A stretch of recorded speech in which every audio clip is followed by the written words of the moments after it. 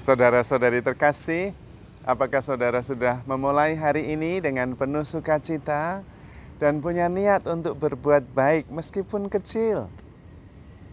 Semoga Tuhan memberkati niat baik saudara. Kita sering mendengar atau mungkin juga mengalami sendiri. Orang mengatakan, hati-hati, dia ini orang Jawa. Orang Jawa itu bla bla bla bla bla. Hati-hati, dia ini orang Medan. Wah, pokoknya harus hati-hati. Dia ini orang Pontianak, dia ini Katolik, dia ini Kristen, dia ini Buddha, bla bla bla bla bla. Hati-hati. Pada saat kita bertindak, bersikap seperti itu, sebetulnya kita memasukkan seseorang pada kelompok tertentu yang mempunyai karakteristik tetap, deterministik, tidak berubah. Sebetulnya pada saat seperti itu kita sedang melempar tanggung jawab. Karena kemudian kalau seseorang melakukan kesalahan, itu karena orang itu adalah orang Medan, orang Ponti, orang Jawa, orang Sunda, Katolik, Kristen, bla bla bla bla bla. Kemudian justru tidak bertanggung jawab. Padahal kita masing-masing adalah individu. Itu dari kata tak terbagi lagi. Saya sebagai pribadi individu tidak bisa dibagi lagi. Bagian terakhir ya saya. Dan karena itu unik meskipun dipengaruhi oleh budaya tertentu, agama tertentu, tetapi saya mempunyai reaksi yang khas saya. Nah, supaya kita bisa bertanggung jawab, kita harus seringkali sendiri.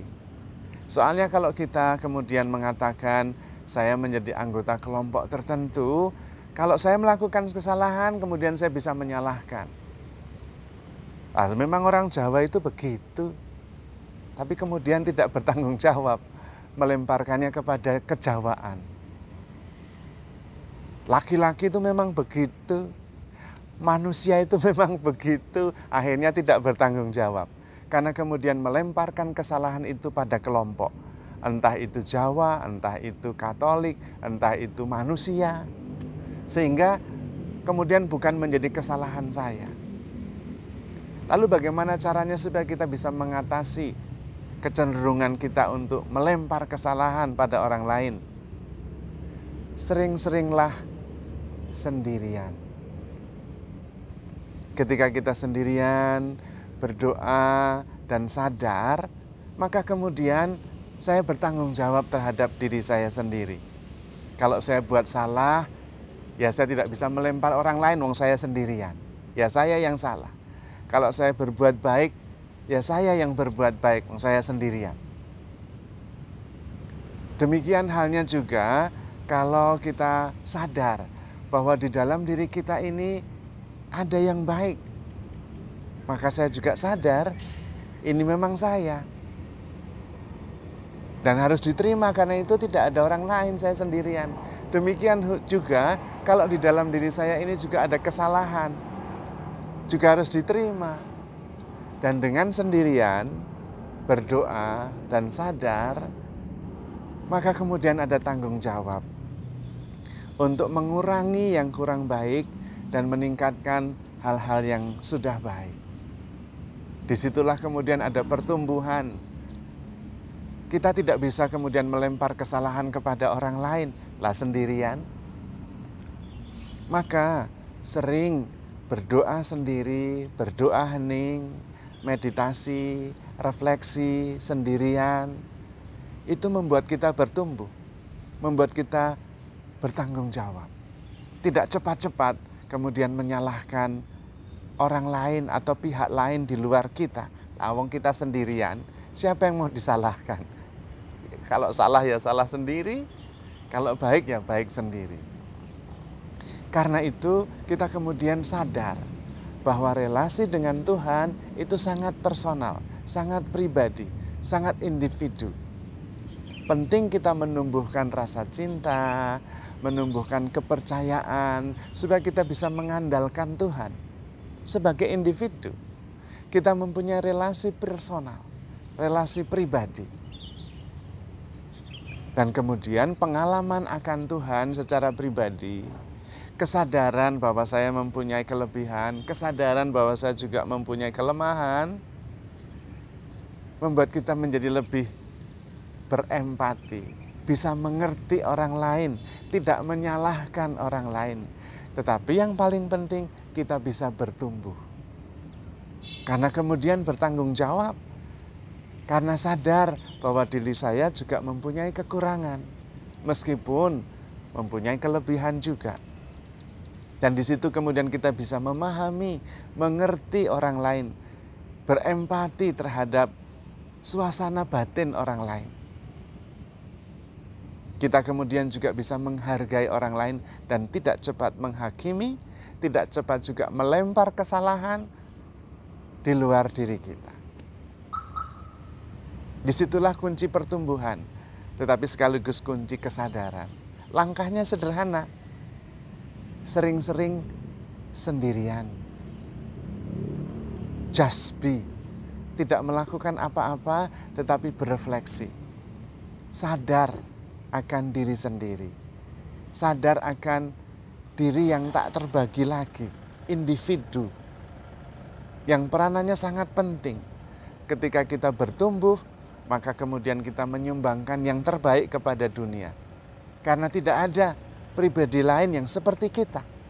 Dan kalau kita menjadi versi terbaik kita, itulah sumbangan terbaik kita kepada semesta, kepada sesama, kepada Tuhan juga.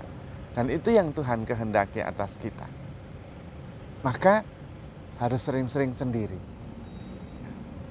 Harus sering-sering refleksi. Supaya kita bisa nyaman dengan diri sendiri. Supaya kita bisa mencintai diri kita apa adanya. Kemudian kita bisa menuruti perintah Tuhan. Cintailah sesamamu seperti dirimu sendiri. Dan itu adalah ukuran terakhir loh. Ketika Tuhan memerintahkan, cintailah Tuhan dengan segenap hati, segenap tenaga, segenap perasaan, segenap hidupmu. Ujung-ujungnya, dan cintailah dirimu, cintailah sesamamu seperti dirimu sendiri. Cinta kepada sesama ini, ujung dan muara dari cinta kepada Tuhan. Tetapi pangkalnya adalah mencintai diri sendiri. Handle ourselves with care because we are loved. Dan kemudian dari situ kita juga bisa handle others with care. Mencintai sesama seperti diri kita sendiri. Kalau kita jarang bersentuhan dengan diri sendiri, kita kemudian kurang nyaman dengan diri sendiri, karena kita kurang mengenal diri, dan kemudian kita juga gelisah, dan itu terpancar keluar, sehingga orang juga gelisah terhadap diri kita. Kita juga tidak nyaman dengan orang lain.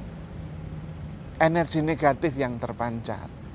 Tetapi kalau kita nyaman dengan diri sendiri, sering bergaul dengan diri sendiri, dan kemudian bisa menerima diri apa adanya, maka kita kemudian bisa nyaman dengan diri sendiri, mencintai diri sendiri dengan baik, dan bisa memancarkan energi kasih itu kepada sesama.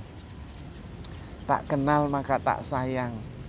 Kalau kita sendiri jarang mengenal diri, bersentuhan dengan inti jati diri kita yang baik, yang adalah kasih, yang jarang diperhatikan, maka kemudian kita tidak bisa sayang juga dengan diri sendiri. Yang ada adalah ketidaknyamanan, dan itu terpancar keluar. Padahal kita diminta menjadi sumber. Ketika terjadi perselisihan, saya menjadi sumber pembawa kedamaian dan kerukunan. Ketika terjadi perpecahan, kita diminta menjadi sumber kesatuan. Kita adalah sumber, pembawa damai, pembawa cahaya. Kamu adalah terang dunia. Kota di atas bukit tidak akan tersembunyi, karena terangmu terpancar menerangi sekitar.